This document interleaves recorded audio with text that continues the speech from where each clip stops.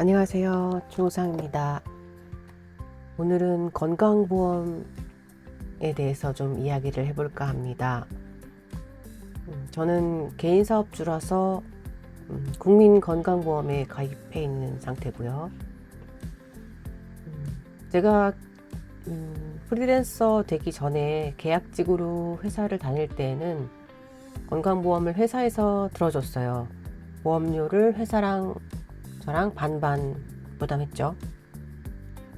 그때는 사실 건강보험료 금액에 대해서 그렇게 크게 신경 써본 적이 없어요.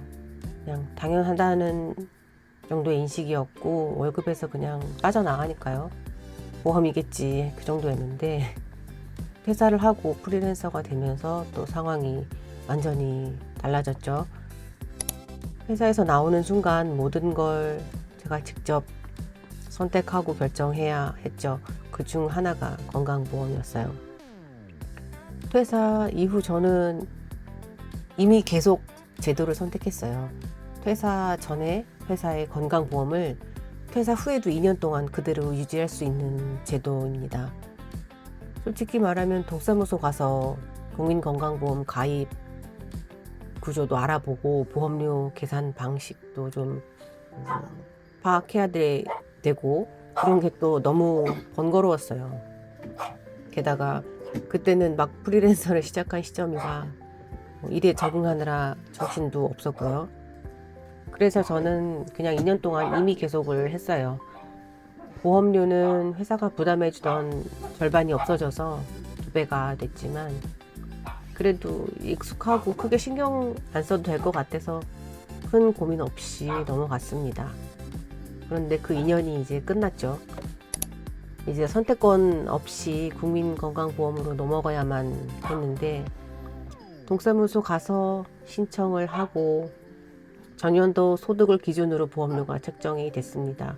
처음에는 좀 비싸네 정도였어요. 근데 진짜 충격은 그 다음 해였습니다.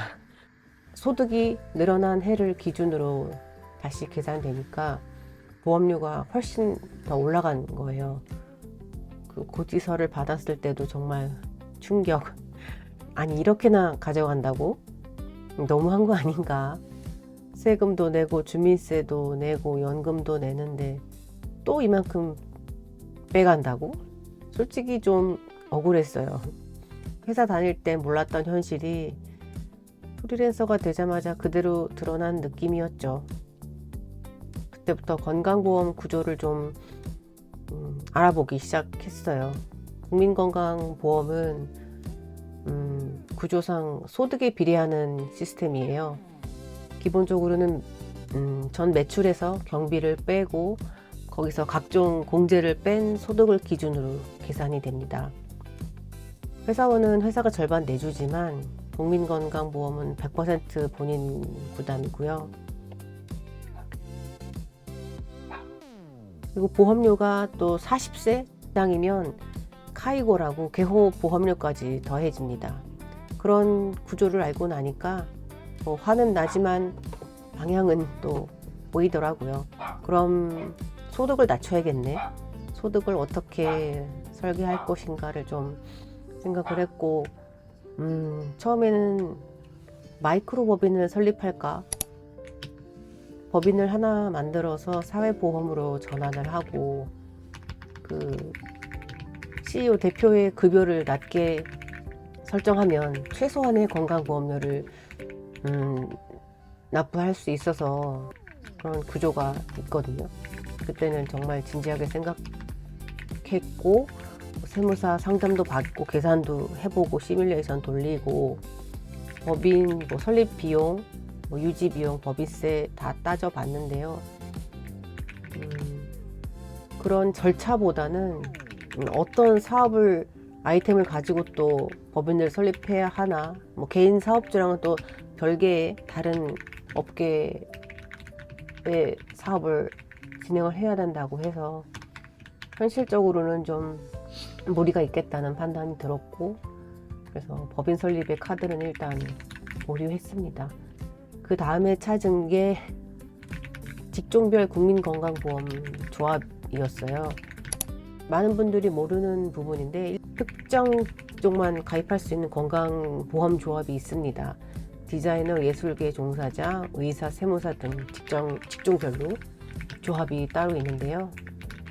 일반 국민건강보험은 소득이 오르면 보험료도 계속 오르지만 직종별 조합은 보험료가 일정한 경우가 많다고 해요. 소득이 어느 정도 수준 이상이면 오히려 그쪽이 훨씬 유리해지는 구조죠. 저는 제 직종에 맞는 조합을 찾았고 조건을 확인하고 가입을 했습니다. 그때 또 느꼈습니다. 이거는 나라가 소시민을 뜯어간다라는 문제가 아니라 제도를 모르면 손해보는 구조인 것 같더라고요. 그 이후부터는 매출, 경비, 공제 이 세 가지를 철저히 관리하기 시작했습니다. 저는 개인사업자 등록할 때 아오이로 신고구, 시로이로 신고구라는 게 있는데 흰색 신고, 청색 신고가 있는데 저는 청색 신고를 하고 있습니다. 65만엔 공제를 기본 받을 수 있고요. 무조건 청색 신고 하셔야 됩니다. 일할 때 사용하는 노트북, 소모품, 잡비, 업무 관련 비용은 모두 경비 처리합니다. 재택근무를 하니까 집세가 있는 건 아니지만 저는 집에서 사용하는 광열비 일부 또 통신비도 사업 사용분만큼 안분해서 넣고 있고요. 혹시 친따위 사시는 분들의 경우는 재택근무일 경우 그 부분도 경비로 처리하실 수 있고 저는 AI 툴 구독료, 각종 소프트웨어 비용도 전부 사업 관련 지출로 처리합니다. 그리고 공제 부분도 적극적으로 활용하고 있어요. 소규모 기업 공제, 효키보 기교교사이라고 하는데요. 그것과 이데코라고 하는 제도를 이용하고 있습니다. 이건 노후 준비이기도 하지만 동시에 소득을 낮추는 전략이기도 합니다. 건강보험료는 전년도 소득 기준이고요. 올해 설계가 내년 보험료를 결정하는 거죠. 이걸 모르고 있다가 저처럼 다음에 충격받으시는 분들도 많아요. 프리랜서는 얼마를 남기고 어떻게 비용을 처리하고 공제 구조를 설계하느냐가 중요한 것 같아요. 건강보험료는 매달 나갑니다. 1년이면 수십만엔, 10년이면 엄청난 금액 차이가 나죠.